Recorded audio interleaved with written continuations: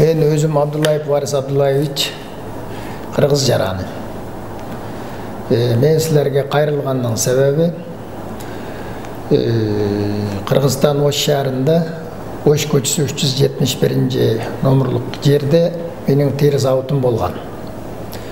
Мен 2000 жылдан тартып 2004 жылғы чейін іштеткен өзім. Bir работа қылып терені. 2004 жыл сентябрь айыларының сентябрьнің 18-інде Бишкекке келем. Мені 20 сентябрьнің 2004 жыл сентябрьнің 20 күнінде Окумкеден Андрей аттық бір орыс бала келіп, мені шеп шақырып атады деп Окумке қалып барады. Окумкеде 3 күн белгісіз бір 2 ташлық үйге алып барып, бетімге бет қап кигізіп, атап мені парға 3 күн байлап қойды. Қорқытулар болды? Ошыныңда болған қорқытулар. Сен адам өлтіріпсің, андай опсың, мұндай опсың деген қалып сөздер болған. Анан 4-ші күні ертең менен Манас аэропорт қалып баршады. 3-4 бала. Бетімге бет қап кигізіп, анан Манас аэропортқа біз паспорт, біз нечеу алып барып, арқа ешік менен кіргізіп, самолет алып барады. Қарасам, Қытайсы жазусы бар, Қытай самолет екен. Самолеттің ішіге бет қап менен алып шығышты. Самолеттің ішінде Үрімчіден келген 3 кішіге мен өткізіп берішті.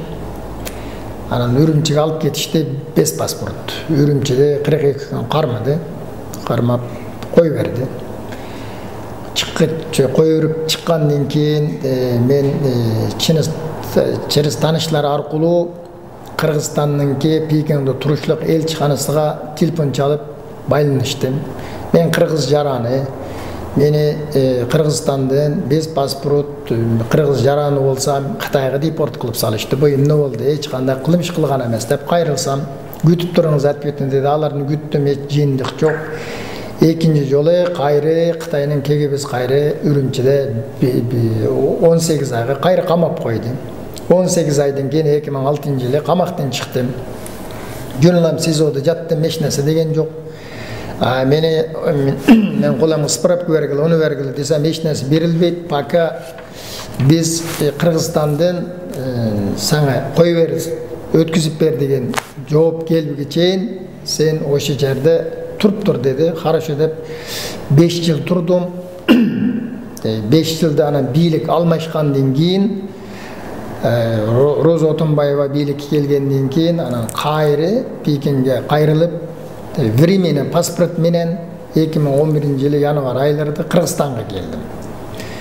Қырғызстанға келіп, Қырғызстандан емді қандай оқия болғанлығын Қырғызстанға келгеннен кейін білдім. Бөліп Шаминов Жантайны 4-5 жыл іздедім, таппай қойдым.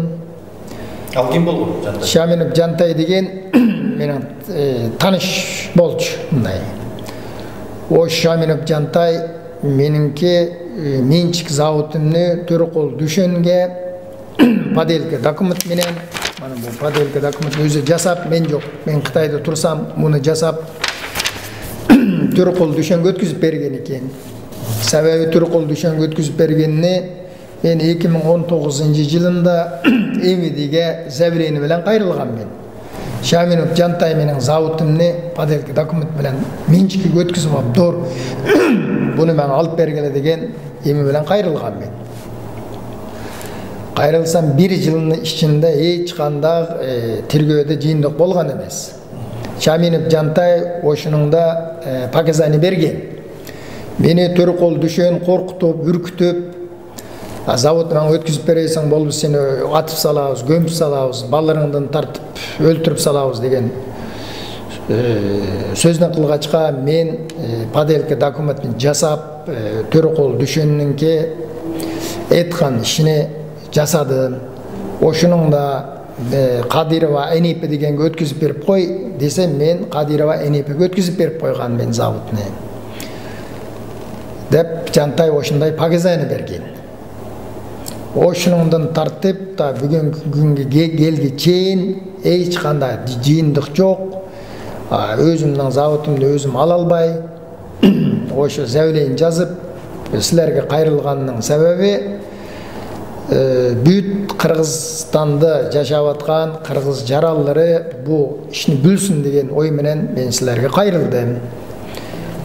Мен bu ÖKMK'nınki төрагасы Ташип Камчыбекке, генеральный прокуратурга заявление жазып кайрылдым, чындык издеп. Себеби bu мени эч кандай кылмыш кылбасам, жанагы Андрей деген, Тимур дегенлер мени эмне үчүн Кытайга өткүзүп берет? Азыркы чейин алар жазасын алган жок. Мен жүндүн ошолар мени Кытайга депорт кылганның себебиден Завутун Шаминов Жантай менчикке өткүзүп алыптыр. Бу жерге келгениңиз чындык издеп 8-9 жылыңызды жүрөм. Себеби бүт Кыргызстан жараны билсин деп. Аны бу жер менин өзүмдүн атымга алынган тег паспорту бар. Жерни мен 99-жылы сатып алгам. Канчага сатып алдыңыз? Осы сатып алганда курсу боюнча bir 30-40 мың доллар деги акча сатып алгам мен.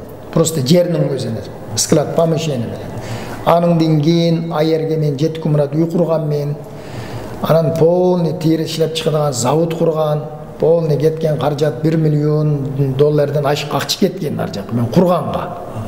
Эч ким менен шерик эмес, өзүмдүн менчик акчамга курган мен. Өзүм бизнесмен. Ошонунга менинки бу эми мүлүкүмдү ошо күч органдарыныңки алып беришини сурунам.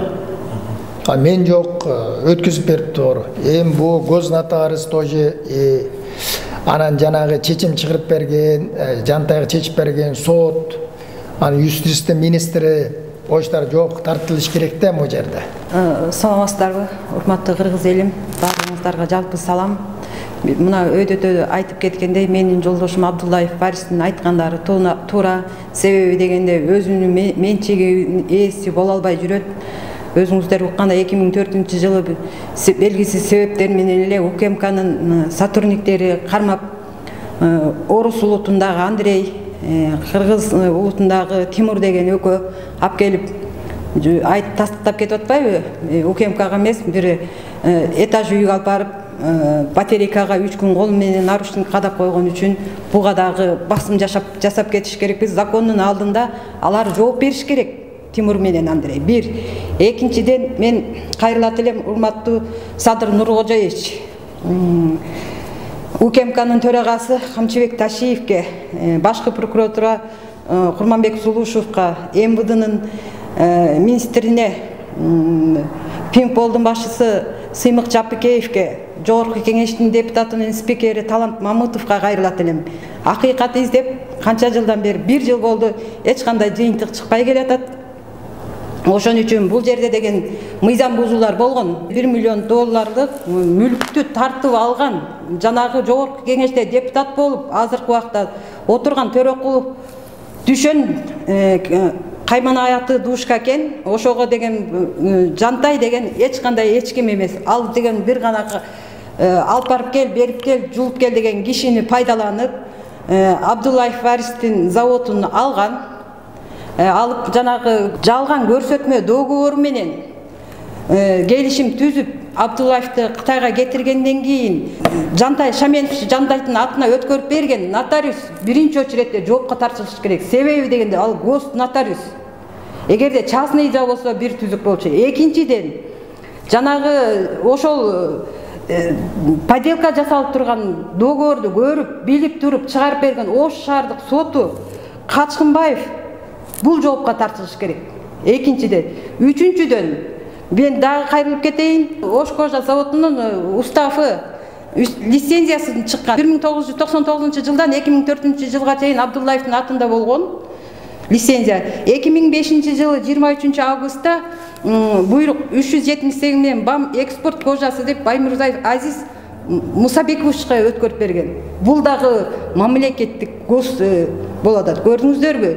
Биз бир эле нерсе эмес, кандай кыйынчылыктарды кеметип атат. Ошон үчүн мамлекеттик жоопкерчиликте иштеп турган соттун, нотариустун, УКМКда иштеген жана Тимур дегендин, Андрей дегендин, жогорку кеңеште отурган депутат Төрөкулов düşөндү жоопко тартып беришиңерди суранам. Себеби мыйзамдын чегинде караш керек. Карапайым элдер кыйналбаш керек. Мынакей канча жылдан бери биз 30 жыл атабыз. 30 жылдан бери эзилип кыйналып келди элдер. Бирөөнүн мүлкүн тартып алган бул эң уят нерсе. Канчыбек Ташиев, башкы прокуратура Зулушев жоопко тартып бергиңиздер. Мен сизден суранам.